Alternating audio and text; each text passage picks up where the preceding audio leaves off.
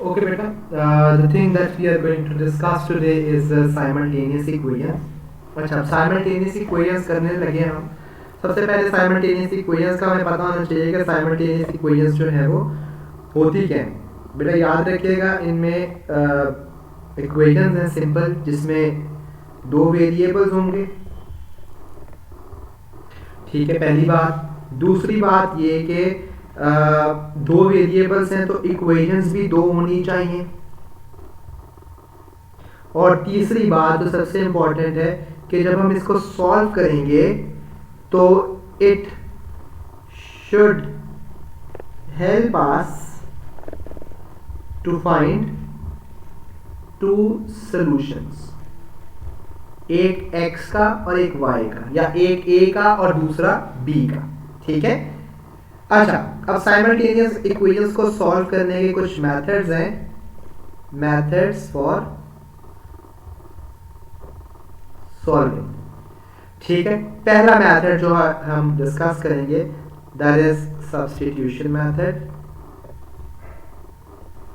दूसरा मेथड है elimination, which I always prefer using क्योंकि ये easy है थोड़ा सा. और तीसरा है ग्राफिकल.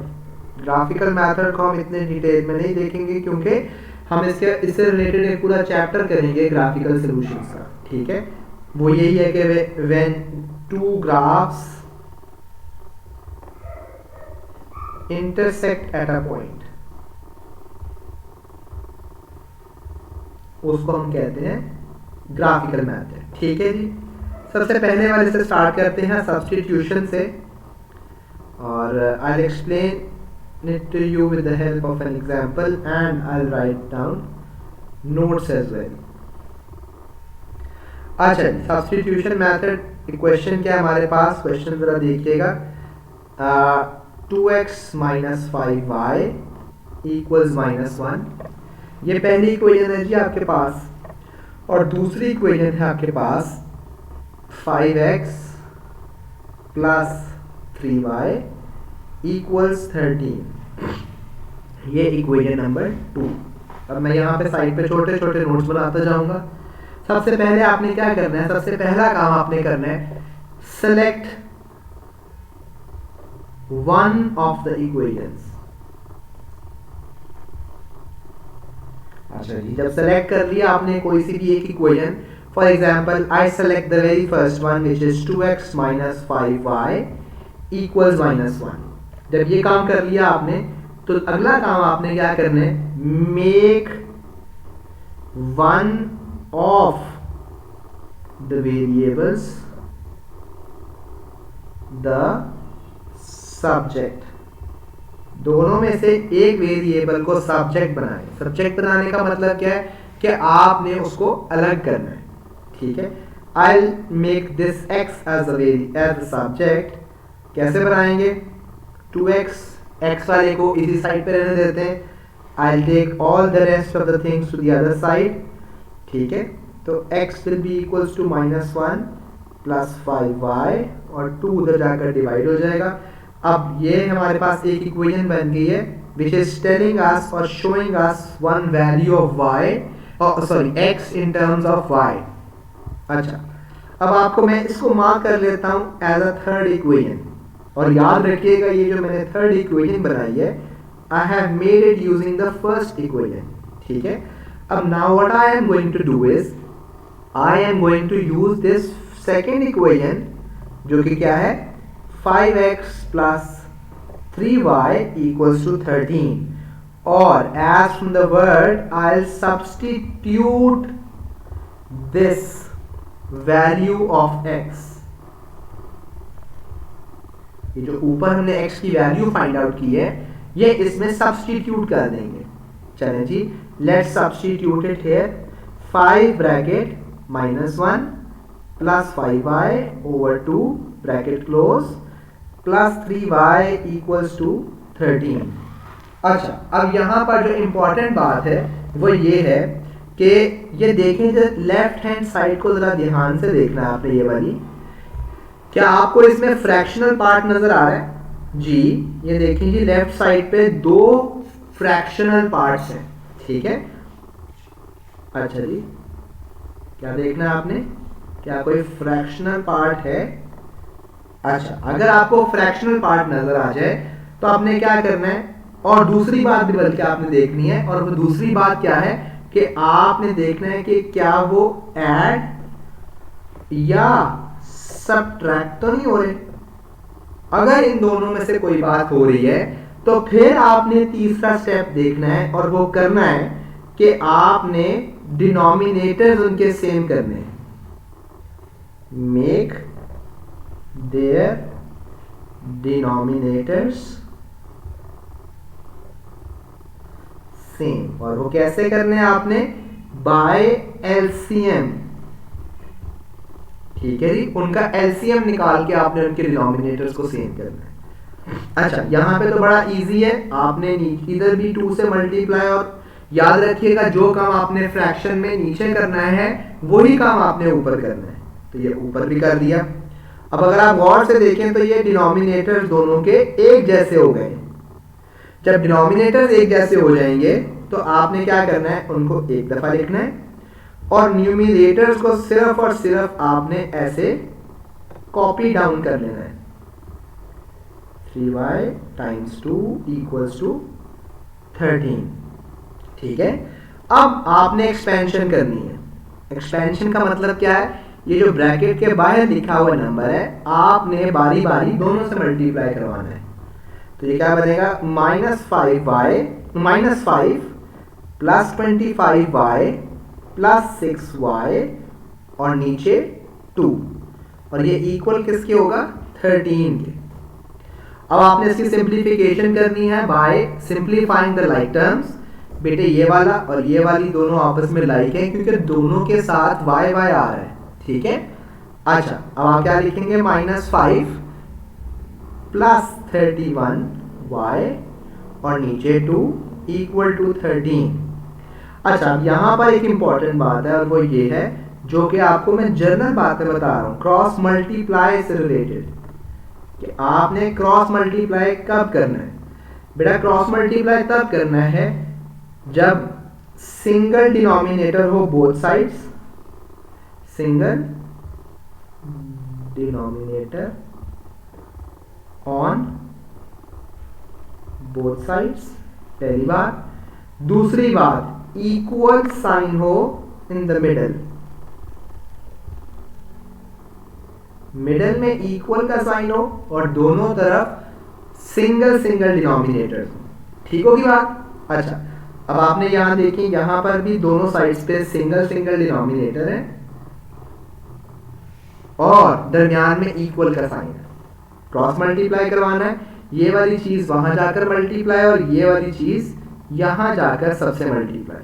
क्या लिखेंगे, 1 ब्रैकेट -5 प्लस 31y, ठीक है, और इक्वल्स टू 13 टाइम्स 2। अच्छा, -5 ये 1 जो है फिर दोबारा से वो एक्सपेंशन होगी जिस तरह हमने पहले की है, 31y इक्वल्स 26। अच्छा जी, 31y equals to 26 plus 5, 31 equals to 31y, और y की वैल्यू यहां से आपके पास क्या आ जाएगी, 1। अच्छा, अब याद रखिएगा जो y की वैल्यू आपने निकाली है, ये जो ऊपर आपने एक इक्वेशन फाइंड आउट की थी, थर्ड इक्वेशन जिसका नाम दिया था -1 प्लस 5y प्लस ओवर 2, अब आपने इसमें ये पुट कर देनी है। x के वैल्यू थी -1 प्लस 5y और नीचे पूरे के 2। अच्छा, अब इसमें आपने y की जगह पे क्या पुट करना है, जो y की वैल्यू अभी हमने फाइंड आउट की है, और y की वैल्यू अभी हमने क्या फाइंड आउट की है, 1। तो -1 प्लस 5 ब्रैकेट 1 और पूरे के नीचे क्या आ जाएगा, 2। ठीक है, अच्छा अब हमारे पास -1 प्लस 5 ओवर 2। अच्छा, और अब इसको जब हम सिंप्लीफाई करेंगे तो 4 डिवाइडेड बाय 2 और x की वैल्यू यहां से हमारे पास क्या आ जाएगी, 2। अच्छा याद रखिएगा कि ये जो x की वैल्यू 2 और y की वैल्यू 1 आई है, ये वो वैल्यूज है x की और y की जो कि जहां पर ये दोनों इक्वेशंस ये जो ऊपर हमारे पास थी क्वेश्चन में, ये दोनों इसको सेटिस्फाई करती हैं, दोनों आपस में दोनों इस बात के ऊपर एग्री करती हैं कि हमें ये वैल्यूज जो है पसंद है, हमारे साथ इन वैल्यूज का रिलेशन है। ठीक है, ये बात होगी जी सब्स्टिट्यूशन की। Now let's talk about elimination. अच्छा, एलिमिनेशन मेथड क्वेश्चन है जी हमारे पास 2x माइनस 3y इक्वल्स 15 और दूसरा है हमारे पास, दूसरी इक्वेशन है 3x माइनस 7y इक्वल्स 27 1/2। ठीक है, अब एलिमिनेशन का मतलब क्या है कि इन दोनों में से आपने एक वेरिएबल को एलिमिनेट करना है फॉर द टाइम बीइंग। ठीक है, उसके लिए एलिमिनेट वन वेरिएबल। अच्छा जी, उसके लिए कुछ स्टेप्स हैं जो आपने फॉलो करने। पहला स्टेप आपने क्या करना है कि कोई सेलेक्ट वन वेरिएबल, कोई सा भी एक वेरिएबल आपने सेलेक्ट करना है, या आप x को सेलेक्ट कर लें या आप y को सेलेक्ट कर लें, दोनों में। ठीक है, for example I select x। ठीक है, x को मैंने सेलेक्ट कर लिया। अब दूसरा काम आपने क्या करना है कि ये जो x के साथ वेरिएबल कोफिशिएंट्स हैं ये आपने सेम करने हैं। Make coefficients of the selected variable same. जो भी आपने सेलेक्ट किया है वेरिएबल, उसके साथ जो कोफिशिएंट्स हैं वो सेम करने हैं। अच्छा चलें, अब 2 और 3 सेम होते हैं 6 पे, तो ऊपर वाली को 3 से मल्टीप्लाई और नीचे वाली को 2 से मल्टीप्लाई कर देंगे। अच्छा, यहां तक बात खत्म नहीं हुई। तीसरी और बड़ी इंपॉर्टेंट बात वो ये है कि sign of the selected variable should be different in both।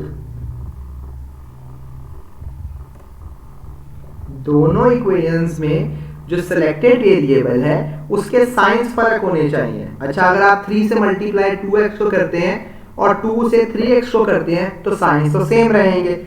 इसके लिए आपने क्या करना है, नीचे वाली को -2 से मल्टीप्लाई करवाना है। ठीक है, जब ये काम आप कर लेंगे, अब ये मल्टीप्लाई करता हूं मैं आपके साथ, तो ये बनेगा 6x माइनस 9y इक्वल्स 45। पहली वाली को मैंने 3 से सबको मल्टीप्लाई कर दिया, अब नीचे वाली को -2 से सबको मल्टीप्लाई करना है, तो -6x प्लस 14y इक्वल्स -55। ठीक है जी।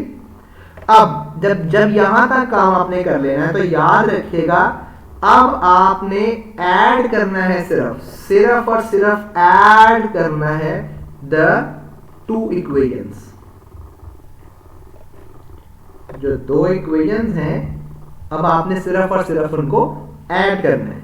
तो 6x प्लस -6x, ये देखेंगे आप ये कट जाएगा, -9y प्लस 14y, ये क्या बनेगा plus 5y। 45 minus 55 minus 10, y की वैल्यू यहां से आ जाएगी हमारे पास -2। अब ये y की वैल्यू आप किसी ऊपर वाली में put this value of y in any of the above equations। ठीक है जी, अब मैं सेलेक्ट करता हूं जी पहली वाली को, 2x माइनस 3y इक्वल्स 15। इसमें y की जगह पे क्या पुट कर देना है, ये y की वैल्यू है और यहाँ पे पुट कर देनी है। तो ये क्या बनेगा जी, 2x माइनस 3 माइनस 2 इक्वल्स 15। तो 2x प्लस 6 इक्वल्स टू 15 और 2x will be equals to 15 minus 6। तो 2x will be equals to 9 और x की वैल्यू क्या हो जाएगी, 9 डिवाइडेड बाय 2। तो ये जो x की और y की वैल्यूज हैं ये वो वैल्यूज निकली हैं जहां पर ये दोनों इक्वेशंस एक दूसरे को एग्री करती हैं साइमल्टेनियसली। ठीक है, तो ये दोनों मेथड से सब्स्टिट्यूशन और एलिमिनेशन। ठीक है, if there is any query left तो please leave them in the comment section. Thank you.